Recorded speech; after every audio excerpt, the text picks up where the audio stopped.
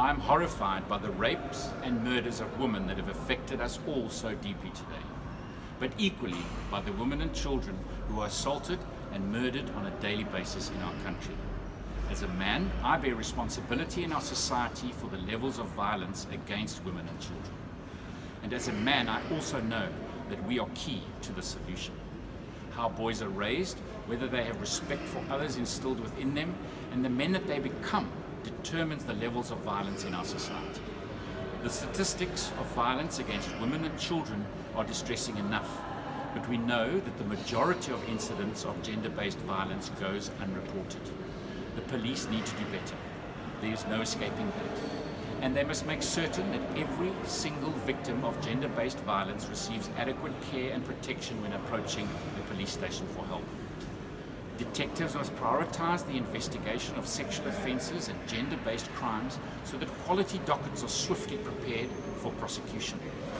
These things must happen urgently, but they are outside of my power as Premier of the Western Cape. However, my team has been working flat out on the biggest safety plan the Western Cape has ever seen. It's not ready yet, and I will announce it when it is. But let me say this. As part of our plan, we will not only focus on enforcement and boots on the ground, we are going to identify children, young boys, who are growing up around violence and who are most at risk given their home circumstances of becoming violent themselves. We will work with them to change their behavior and build respect for others, and with support programs, parenting programs that have been proven to work across the world in similar contexts. We will give these boys hope for a better future, positive role models and mentors.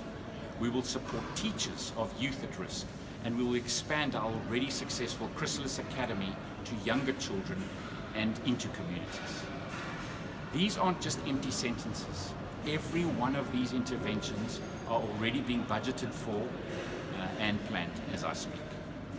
And I want you, as a citizen of the Western Cape, to hold me accountable for them happening.